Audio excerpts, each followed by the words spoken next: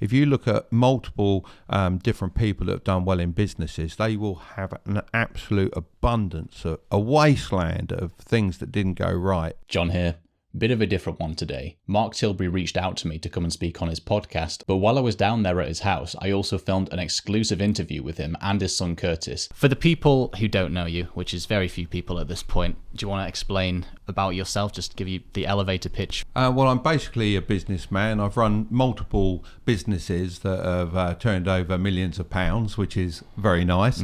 And I have a passion to pass on that information as my mentor did for me. So no real want for a gain on that. Is pretty much as it says, to help people out, because I think a lot of people are so financially unaware and they leave school without any knowledge of what to do with the money that they are going to be paid. So I first started off as a videographer. Then when lockdown hit, we were like, what are we going to do? Because I couldn't go and film with my clients. So me and Dad were stuck at home.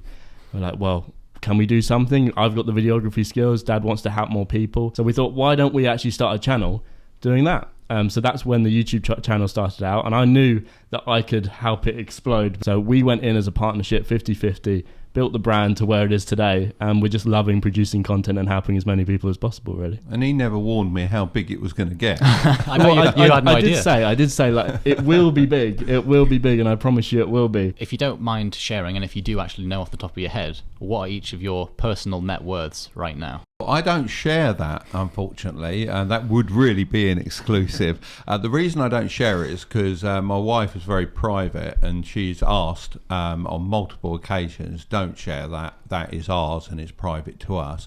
But enough to say that we're comfortable. I could have retired. Well, my plan was to be able to retire at 50. I'm now 54. I could have easily retired at 50, but I enjoy what I do. But why does Elon Musk continue working? Why does he fire rockets off into space? Because he's built enough money up to follow his passions. I've built up enough money now to follow my passions and to be able to work with my son. And I don't have a wife, obviously, yet, so I probably can share it. I would say it's between the range of 350 and 400,000 pounds at the moment, with all of the assets, the business. I own a Tesla, got a Rolex, all of those things added together. We jokingly said, or I jokingly said, when we get to 1 million, you'll have to celebrate on subscribers. And he said, well, when we get to 1 million, I will buy a Rolex watch.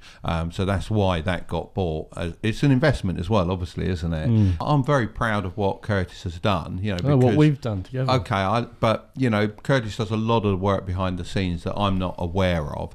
And we have an amazing team as well. Yeah, we do. Yeah, we have an amazing team. I'll mention Kai, who's sitting over there. On the topic of that then, how many employees do you have for the content business and then for your entire business group? For the content, it's 4 of us in total. On my other businesses, it fluctuates, but it's generally between 15 and 20, depending on the time of year and what we're doing. When you start a new business, you may have 10 different hats on. As a business evolves, then you start giving away those hats to other people to be able to wear. And I thought, well, we might as well take 5 of those off and give them to Kai straight away. It's a quick method to lightening your load, shall we say. Do you know the current turnover of the revenue of your businesses combined overall? Because I know that you said in your very first podcast episode what it was then, but I'm sure it's higher now. Of all combined businesses? Yeah. Just to give you an idea, it's probably £3.5 million.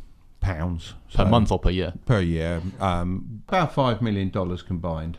Yeah, okay. Probably. Yeah. Would each of you say that you feel successful now, or do you feel like you still have a way to go, whatever success means to you? Yeah, I mean, success is a strange thing, isn't it? I don't think success is a number of money. Personally, I think success is what you've achieved and how you enjoy your life. I've enjoyed lots of success. When I was younger, I won gliding competitions. I've raced cars and won championships. So I think success is how you feel about your life, and I always feel very blessed and reasonably successful and happy. Do you think that you were born as entrepreneurs? Like, do you think that you just went into business and it's something that you've always wanted to do, or do you think it's something that you chose to do and you learned the skills how to do it? Everyone can learn to become a business person. To be the best at what you do, that's a little bit harder. I think I'm lucky to a certain extent that I've been surrounded with Dad, and my granddad as well runs a successful business. So I've taken on board a lot of that knowledge throughout the years and how things are done. I don't think I was a natural entrepreneur.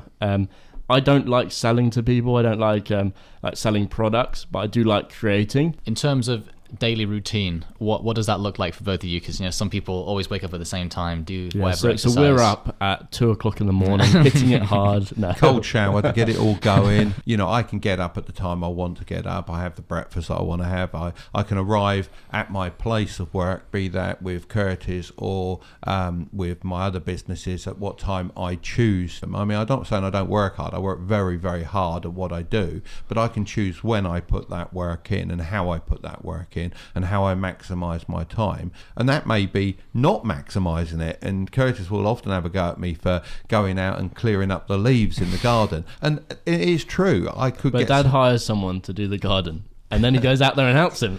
It depends on the day. Sometimes we're working on content. Other times it's the consulting side of the business. And the weekends I try and take off and go and see my girlfriend if I can. But it is hard to juggle a relationship, especially she lives in Manchester, so that's extremely hard to travel up on a weekend and then be back in time and be ready for work on Monday. So you do have a rigid structure for when you film and when you edit and stuff? Because with me, it's just as much as often as I can. But sometimes if I want to be more creative, I want to spend a bit more time, I just spend more time. Yeah, so we've got a strict structure that we're trying to stick to as much as possible. It is very hard. Yeah. It is hard because every video we do is scripted out, and we do put a lot of effort into the concept behind it to make sure it'll work before we upload it and that people actually want to see it. And you'll be surprised how long it takes to make to go from concept and business and investing simple. Yes. And that's what we're trying to do, simple and interesting. What was the motivation behind you doing YouTube in the first place? We were skiing. I'm a nutter on skis. Franz Klammer is slow in comparison. You probably won't know who that is. But when you get back to the chalet in the evenings, you've got a whole bunch of people that book in, and you have a table almost the size of this one here, and you're all sat around it having dinner, talking about your experiences of the day, who jumped the highest, who went the fastest. I jump higher than him. He might go faster than me. Who knows? Well, you're taller. He's got an advantage. He's already in the sky, isn't he? So the debate in the evenings, 2 nights on the run, or the chat, was all about business and finance and all that sort of thing. And Curtis just turned around in the morning. He said, it's 2 nights on the trot. You've been talking for a couple of hours at the table, and it was engaging stuff. And then well. Just firing questions at you. And I said, really? And they, yeah. And I said, well, I think it's because none of this is still not taught in school. So you guys started your main channel early 2020, and I started mine late 2020. I'm on 4,000 subs now, and you guys have cracked 1 million. So what do you think is the special sauce that's led to your massive growth, other than, of course, already being considered financially successful? I think TikTok helped tremendously along the way. I think people can genuinely tell we're enjoying doing it, which we are. We were very intentional with the fact that we wanted to get across Dad's personality, so bring people in for the finance, and then have the dad jokes in there as well to keep people for the personality. It's only that connection, I think, that set us apart with the audience, and they know who Dad is, they know what he's about, and that's why they come back for the content, because they know they can trust him. And the thing on TikTok as well, the way it scrolls, it's suddenly old kid doing a dance, kid doing it. What's this old git going on about? So maybe the hair helped. Better watch that again, and then you get this repeat view. And although it was Curtis' idea to do YouTube, it was my idea to push to TikTok, because I had to get that in, didn't he? I've been to China and people are literally jumping into their phone. They're watching it so much, and I went, this is absolutely huge. And the tens of millions, probably hundreds of millions of little kids who are on TikTok who have never heard anything about investing. Yeah, just that one little short video could change everything, couldn't change it? their lives. Actually change their lives. What are you working on now, specifically in any of your businesses? It doesn't have to be YouTube, that you're most excited about? Like, what are you working on? You're thinking, when that's done, that's just going to be so good. Well, I'm actually working on the extension of the house, the north wing. When that is done, I am going to sigh a massive bit of relief, because it is sucking brain power constantly when that's finished, and I can enjoy that. It's all about being able to enjoy what you're doing, and that's been a lot of pain to give hopefully a lot of enjoyment. Personally, I'm working on my personal brand. I'm building out a website. I'm starting a YouTube channel. Yeah, we had one of the comments. It said, when Dad passes away, it said, I will change the name of the YouTube channel to Curtis Tilbury, but that will never happen. Like, obviously people have subscribed to Dad, and he's going to be around for a very long time, aren't you? This is taking a turn, hasn't it? I do hope so. There's a lot to do. Another, yeah. Actually, I don't want to put Don't time. even go there, right? That's derailed.